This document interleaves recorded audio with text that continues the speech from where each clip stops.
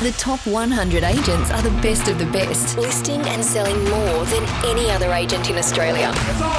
Sold. Congratulations, sir. Well bought. These are the practices, actions and beliefs of the most successful agents in Australian real estate. Raw, honest and completely uncut.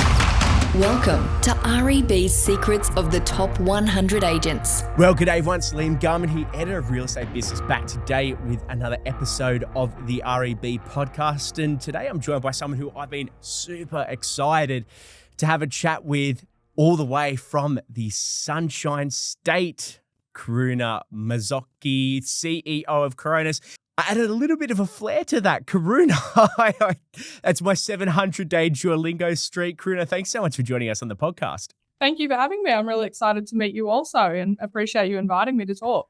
And look, you've been an absolute bulwark in the real estate industry, and I'm pretty excited to see all the amazing work that you're doing. And for our team at REB, it's barely a day goes by where I don't think we're reporting on some pretty exciting stuff happening from Coronis. I know you have a pretty ambitious goal, a lot of growth on your horizon. Karuna, talk us through, just to start us off, what's on your 2026 horizon? I'm so very excited about this month because we're actually settling on the biggest acquisition that we ever have in the Queensland market. It's going to be 6 new agencies, a very large rent roll and a huge amount of team members coming and joining our business.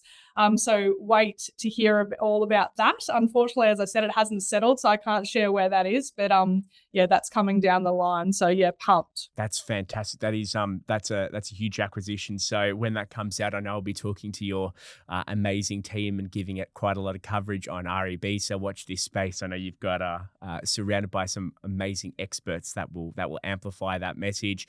Of course, today's theme that I want to unpack with yourself, given your explosive growth and the growth that you're looking at down your horizon, I thought it'd be a fantastic opportunity to unpack the theme of future-proofing your agency and who will strive and fall behind in tomorrow's real estate market, which I think is a very important area to unpack. I know there are so many different proptech solutions out there, so many different digital marketing coaches. It seems like we're in a massive state of change at the moment. But Karuna, in your perspective, what's going to separate a network that's future-proofing itself from a network that might fall behind over the next year? Yeah, I think that's a really interesting question. And I think from my point of view, I think it's actually around, are you looking at yourself and thinking whether you're evolving fast enough, and how are you learning and growing and adapting and changing to what the demands are for whether it's agents, clients, community out there. And I think that's when people get to a point where they think they're great at what they do, or they know it all, or they're not constantly looking at their business and wanting to upgrade their business, that's when they're not future-proofed. And I think that's something that we always want to do here at Coronis is challenge ourselves, challenge the status quo and have a really open environment for new ideas getting brought to the forefront. And are we using things that we think are actually going to expand our growth, expand our mindsets and grow our people. So that's what we're constantly looking at doing. And I think that's, very, at the forefront of what we're doing now. We had to, a couple of years ago, completely turn our business upside down and disrupt our own business to ensure that we were going to be here for the future. And that's around us going from a completely independent, wholly owned agency to now having different ways of ownership within our business in partnerships, franchise and, individual opportunities for ownership as well. So that's just one thing that we've had to change, which drastically disrupted our business a couple of years ago. So are you looking at yourself? Are you looking at how you can get better? And are you putting things into action and planning for the future and starting on projects now rather than waiting? Now, I think that's fantastic insights, because when you rely on business as usual, I think it's very fair to say that you become complacent. And there's always going to be other offices, agents out there. You've got competitors in the market, even other networks that are going to be doing things better than you yourself are. Not everyone is perfect at anything. And if you become complacent, if you rely on that business as usual, that's when other people have the chance to out-innovate and outpace you. I'm going to say then that I think that that's very important, because I think that when you're already stable and already successful and already doing well, you can definitely fall into complacency and not continue to challenge your business or want to grow it further because you're already doing well, and is well good enough. And with that, you have to take stock, as you highlighted, of things that you aren't doing quite as well in. But change is pretty hard. And I know from a business perspective, it's more often than not that you have to take people kicking and screaming on a journey of change. You're the CEO of quite a large group. How do you make your people excited for innovation, excited for change? Because sometimes people don't like having their day-to-days disrupted, even if it is in their best interest. Yeah, unfortunately, I wish we could make everyone happy all the time. And, we do obviously try to have that as a big goal here at Coronis. But when you are going through changes and you are having to bring people along the journey, I think it's around a lot of things. I think it's making sure that you're visible all the time and you're actually communicating really well. You're keeping people, across everything that we're doing, that you're making sure that you're getting upstream and explaining changes that are going to be coming. You get their feedback. Sometimes the feedback we'll look at adapting something because something's great has come out of a meeting or a structure that we've allowed a forum for conversation. But sometimes the change has got to come even if people don't want to make that change. And then once we've, made sure that we've held their hand and we've trained and we've showed them a new way forward, I think that overall most people go, yes, this was a great solution and we're really happy with that as an outcome. But I think that it's, key things, making sure you're communicating well, that you're giving people input, that you're being visible and you're across what's going on in the business, and not just myself, the rest of the leadership team and the support team as well. You're taking on feedback and you're creating actions from the team that you've got around you, and that you're doing it for the right reasons with the right intent, and it's people focused. And that's a great insight. It's taking them on the journey, making sure they have the tools to be able to actually embrace that change. I think that there are a lot of businesses out there, and I know there are going to be people listening to this podcast that would have experienced this in the past, where if we take a new proptech solution as an example, that an agency director might come in or a network head might come in and say, hey, we now do it this way. And then you get a solution thrown in your lap. You don't know how to use it. You don't know how to get the efficiencies. You don't understand how it's actually going to make your life better. Had they done what you highlighted, Karuna, which is taking them on that journey, make sure they have the tools for success, they would have embraced that change. But far too often, unfortunately, especially in the real estate world, but across business more broadly, sometimes it really is just a case of the leadership not following through on that journey. And like I said, the new proptech solution gets thrown in someone's lap and they don't really know how to use it. One thing I'd love to get a little bit of insight on as well is the world of digital marketing. And I think everyone now is an expert in digital marketing. No shortage of solutions there as well, no shortage of coaches. But how do you actually cut through the noise to separate what might just be at times ego-driven versus what we're really wanting, which is getting more listings and having a strong pipeline for our agents? Yeah, I think there's a few things there. I think there's obviously property marketing and there's agent specific, brand marketing. And I think that when you're looking at, marketing as a strategy, obviously it's extremely important. I still believe that you've got to be multifaceted and over, lots of different platforms and on, making sure that you are still using print and digital and outdoor and lots of different media. But I think it really starts at the forefront about who's your target audience, how are you communicating, are you making sure that if you're presenting a property that you're actually being really considered about that property and making sure that it's, advertised in its best possible light and marketed in its best possible light. Are you actually being considerate as an agent about when you've sold someone's home that you're actually celebrating the buyer and the seller, or you're making it all about yourself? I don't really think people want to know all about the agent now. I think they want to know about their community, their market, who are they actually going to be, living, next to. So I think it's really about being authentic and being a good human and, celebrating a cracking result for that suburb or that community, not just saying, wow, look at me, I sold something so far over reserve. I think that it's, really being people focused yet again. And I think that people focused is on many different levels, being considerate of, as I said, the buyer, the seller, the community and how you're coming across as an agent? And are you being very clear on how you want to be perceived in a market and as a person? You know, one thing that I talk to our team about all the time is I don't think there's no personal or professional anymore. There's just you. And when you're putting something out there, is that how you actually want to be seen? And I think that's what gets good cut through. People want to deal with real people, and they want to deal with someone that they think they're going to have care with, and someone that's actually invested in them and wanting to do a great job for them. And that's what I think it comes down to. That's what I think gets cut through.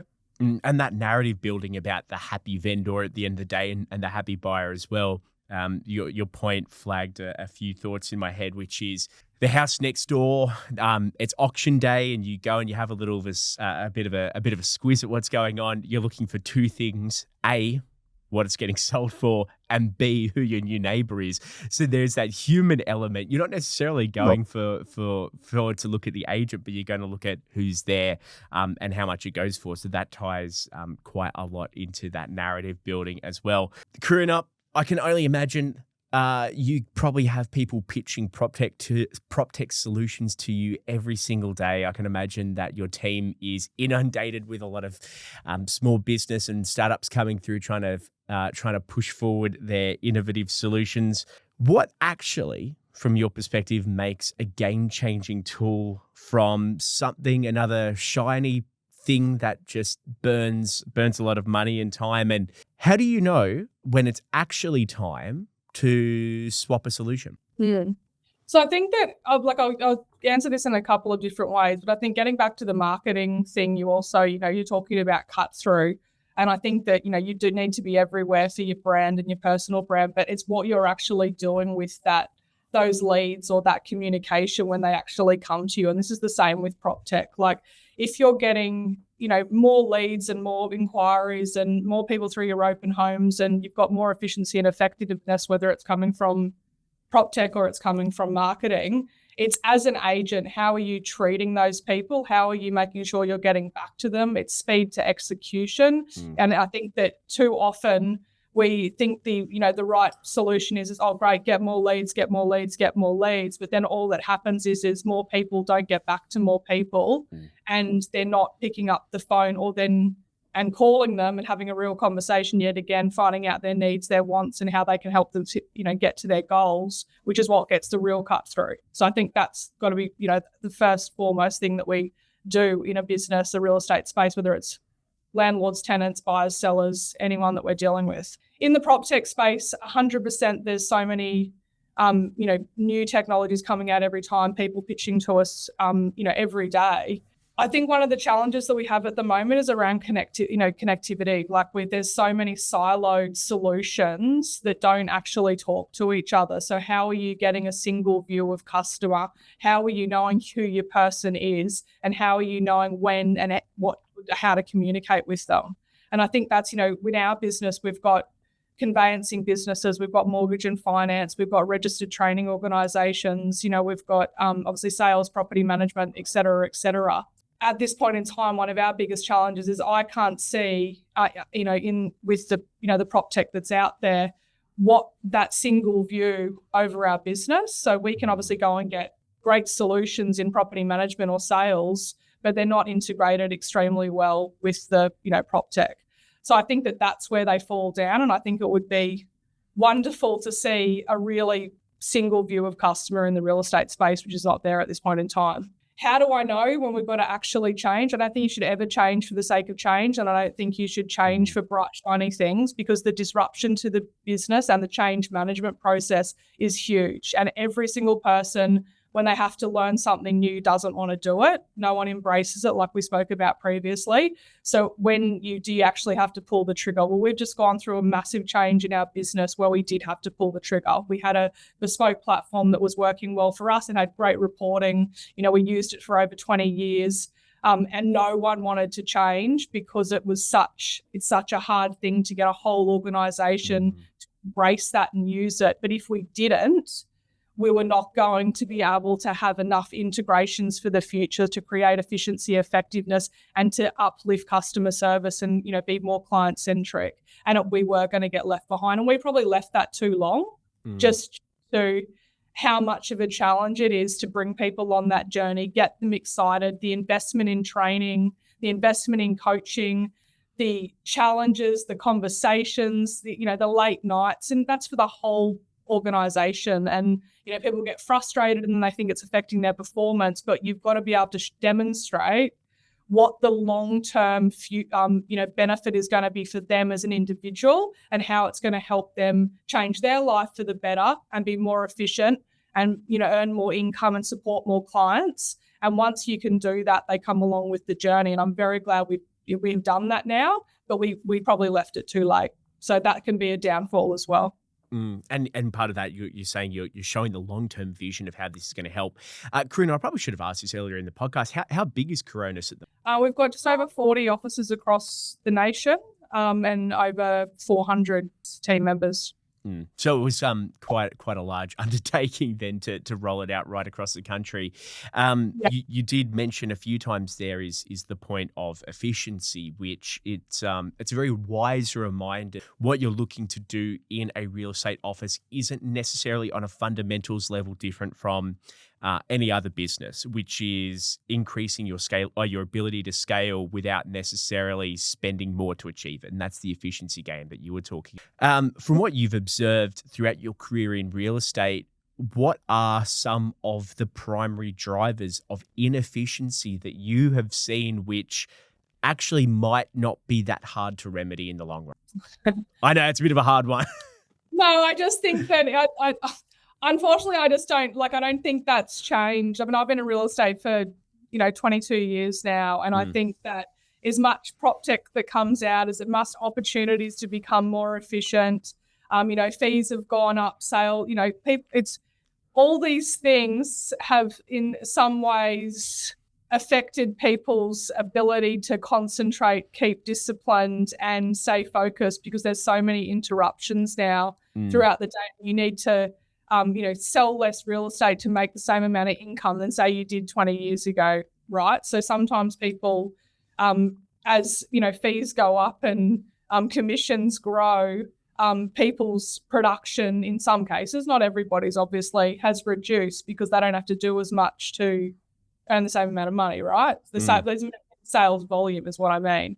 So I think that the efficiency hasn't changed. I think you've got to use the products that you have at hand, and those products and applications and solutions are only as good as the individual putting in the information, because none of them are perfect. And if you're not actually using the AI capabilities, all of the things that come in those proptech solutions, then or you're using them too much, that can be a downfall as well. So I think that the fundamentals are the same. Are you staying focused on what you need to do in 24 hours? Are you making sure you're prioritizing your time effectively?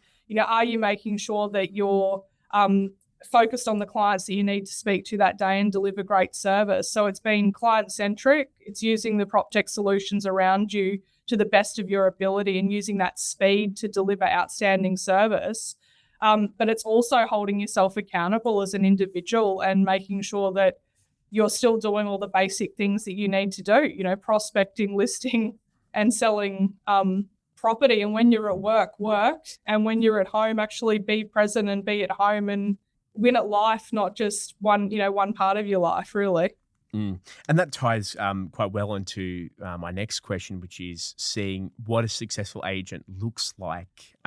You highlighted that productivity is shifting, and I suppose it's shifting in different ways. In the PM space, for example, you can greatly increase your number of properties under management with new solutions. But on the other hand, on the sales side, you might have some agents across the country that are very happy with what they're making, so there's less of a motivation. Of course, not all.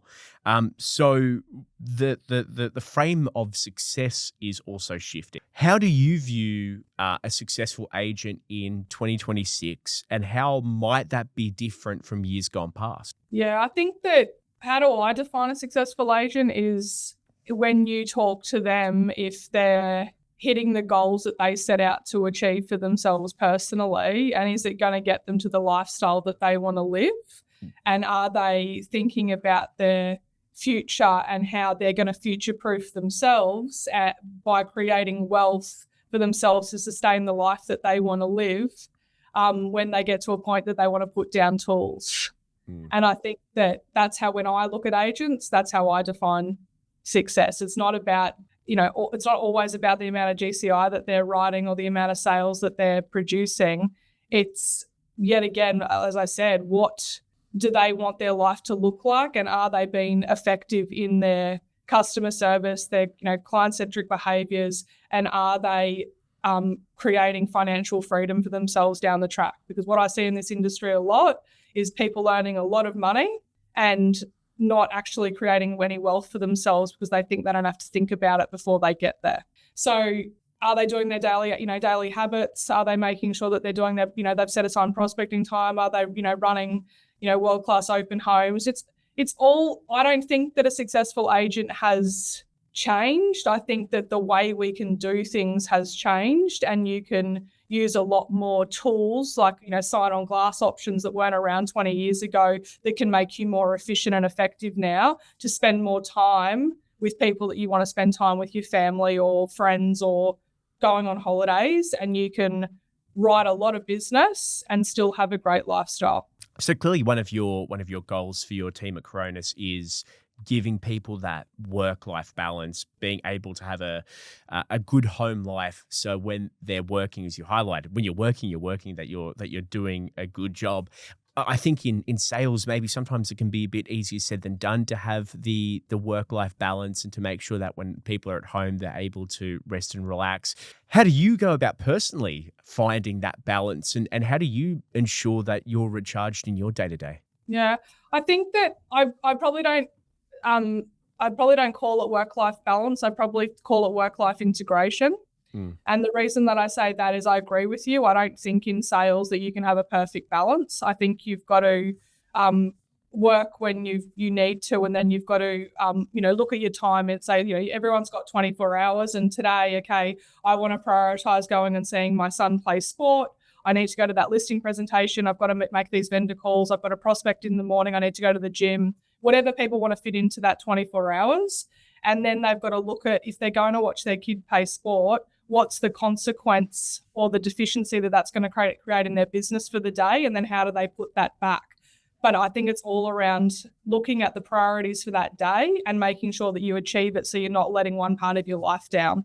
That's how I really look at it. I don't think anyone's going to live a perfect work-life balance reality. I think it's around, what do I need to get done today? What's going to make me the most amount of income? What's going to give me the most time? And what's going to make me the happiest and most fulfilled in my life long term? And when I'm talking about this, obviously when you first get into real estate and you're in real estate for, the first few years, yes, you're working 6 to 7 days a week, and you're because you're learning the business, you're growing market share, you're growing a profile, all those sorts of things. That is a lot harder.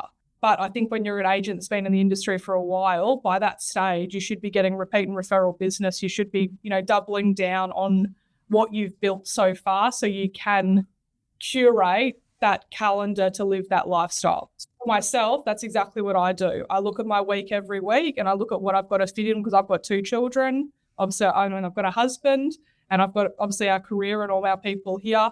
I have to look at what I need to fit into that week, and then I prioritize my days, and I just make sure that I fit it all into the 24 hours that's required to make sure that I'm not letting a part of my life down to generate that, for me to feel satisfied and happy about my time that I've committed to my kids or my family or my business, because it's all just as important. It's a pretty wise way of looking at it, because ultimately everything is a trade-off. But then that's where the sustainability comes into it as well. Sometimes you're going to have to trade off something to have that long-term sustainability. Like you said, a lot of people have very high incomes, but they're not necessarily building wealth for themselves if they're not planning 4, 5, 6 years down the track. What would be some advice to agents that might feel like they're underwater at the moment and they're just struggling to stay afloat because they might be, or they perceive that they are working 7 days a week, they've got anxiety, they're unable to get a break, to get a win? What are some top tips that we can offer them? Sure. I'll just cover on your sustainability thing. That's one thing that we talk about all the time, about treating yourself and looking at how you can be sustainable. So I think that you've got to make sure that you have things to look forward to. breaks, holidays, recharging. That's obviously one thing that's got to be in there. And I think that that's a part of that work-life integration. With people that might feeling like they're struggling at the moment, I think it's go and find someone that you can have a conversation with, a good mentor, a good leader, someone that you can be completely vulnerable and transparent with, and actually break down what do your days look like, what are you spending your time doing, where can you become more efficient, where can you become more effective, how do you upgrade your skills, what do you need coaching on? And I think that needs to be broken down individually for people, as I said, based on their goals and their outcomes and their lifestyle they want to live. And I think when you do that, that person will be able to coach you through what you need to do. But the tips that I'd be looking at is always, it's one listing at a time. Make sure that you, start with the basics. So, customer service, prospecting, doing the actions, being disciplined, bringing the energy, getting into the office pumped every single day, and just making happen by doing those activities.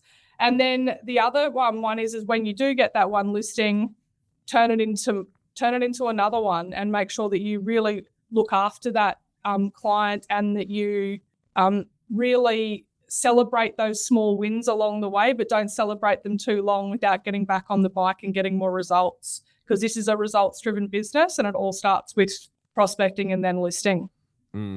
Hey, I'd love to get some insights into a specific area that I've been thinking quite a lot about recently, and do correct me if I'm wrong. There is so much automation. Actually, probably should have asked this earlier in the podcast as well, but there is so much automation now at the moment, opportunities for agents to reach out to people with a click of a button through a text message campaign, email campaign. They might have an assistant agent calling people by rote. This seems to me to be an amazing way of reaching out to people and keeping leads warm over a longer term period. But it also seems to me that there is an inherent risk with this as well if it seems to be too automated. And an example, Karuna, and I've spoken about this on a few podcasts, some letterbox ads that I've received over recent months are just very obviously ChatGPT written. And as a potential vendor, I would look at that and say, oh, this is very obviously ChatGPT written. I'm not trusting your marketing strategy at the moment. I'd love to get some insights into that, because it is a continuum, right? Where automation is really good and it's able to expand your ability to operate. And there's going to come a point at which perhaps you're over-relying on automation, and that example of very obviously ChatGPT written stuff, where you're over-relying on automation and it actually turns people off. Or maybe you're having too many points of contact with people because it is now so simple. Is that a fair way of looking at it? And how can you make sure that you're staying on the correct side of sales, which is still a very human and emotional driven business? Yeah. I think that also gets back to that cut through point that we were talking about earlier, that I think if you're not being authentic and people can see through it, like you're talking about with those letterbox drops you've seen, people aren't going to trust it. They're not going to want to engage it with it, and they're not going to see the human element of you. And I think that human element, to be showing that in digital or social or at your open homes, in communications with people, your listing presentations, on the phone, people want to deal with real people, as I said at the start. So you've really got to be very aware of keeping that at the forefront of what you do. And I think it's fine to, when you're on a video, to have a little bit of a muck up on your words, or, and show that you're a real person doing real work. So I think that, yes, we all have to rely on automation for touch points, and, everyone needs to be using AI in some, form each day. I think it's more around how you're using that, and are you making sure that that's not your only contact with people. That's might be a one, you do that, sometimes, and then you call them, or you visit them, or you go and see them at an open home, or whatever it is. There's got to be a real human connection, still belly to belly, looking in each other's eyes, seeing whether you trust that person and that whether you want to work with them, because it's a huge thing that we are doing in real estate, selling people's biggest asset or looking after their biggest assets for their future. So are you making a true connection? And I think that when you are doing marketing, yeah, sure, use AI to put in to write things for you, but are you actually putting in the correct prompts? Does it sound like you're not just making it AI slop, you're actually making it real to the person that you are, and you're really more using it for grammatical corrections and articulation probably. Yeah. I mean, some of the stuff coming out, the AI slop coming out is it's pretty bad. You can see it, right? You can cut through it. It's I see it on Facebook all the time. It's like, oh, this looks pretty cool. And then after 2 or 3 sentences, you see the giveaway M dash, and you're like, oh, this isn't even the person talking. It's How about videos that are coming out or the photos of people? Like it's crazy. You can't connect with that because they don't actually look like real humans. They look like avatars. It's hard to connect with that. Oh, I mean, there's something inherently animated looking about them. Hey, Karuna, just to wrap up the podcast for today, look, we're moving into, I think, maybe an interesting market. There are some suggestions that, especially on the rate side, that there might be some rises. If we recorded this 6 months ago, Karuna, we probably would have sat here assuming there were going to be rate cuts. There are ups and downs. We're seeing rental yields change. You've got markets like Perth where you've got record low listings and agents are scrapping for anything they can get their hands on. It's a changing market, for right or wrong.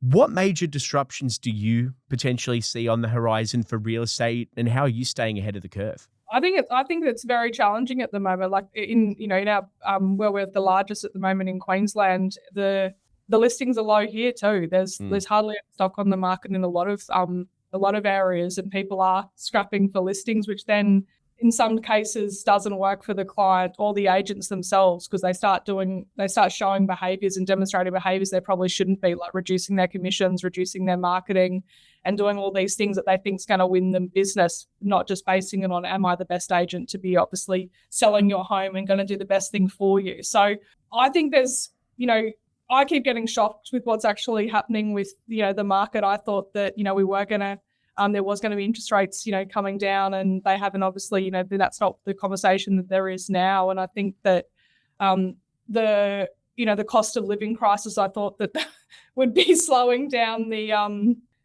economy more than it actually, has been. And I think with disruptions other than the market at this point in time, I think that the market is the market, and you have to deal with it as an agent, and you can only control what you can control. So you have to do all the basics that we spoke about before, and can keep doing the activities and try and win as much business as you can. And I am saying that the great agents in the industry are still performing, and they're still getting listings, and they're still making sure that they're still earning the same incomes that they were. So I think it's really focused about always controlling what you can control. I think there's going to be other disruptions that probably come into play where, I think there's going to be direct, opportunities for people to try and get the rental market, people to go to the landlords and actually try and be, more private listings and different things like that I think is going to happen, which is going to affect heavily, focused property management businesses.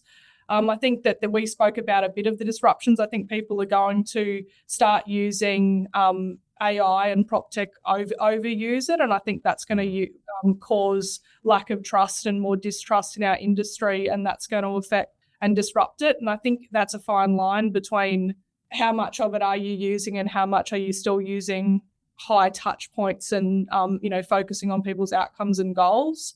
But I think it's all a little bit up there at the moment, and we'll see what plays out over the next 6 months. But I think all I can do as a leader of our business is stay focused on what we can control, make sure that we're focused on, coaching and training our team no matter how the market is, and that they're still hitting their goals, and we're looking after our, clients and customers, and staying ahead of the curve that way. Which is the goal of a leader, to make sure that your team is ready and prepared for any eventuation, even if it is some rate rises now off what we were saying before. For this, we were recording this on last year, our predictions might have been a bit different. But Karuna, I think that is all we have time for today. Thank you so much for joining us on the podcast. No worries. Thank you for having me. I appreciate it.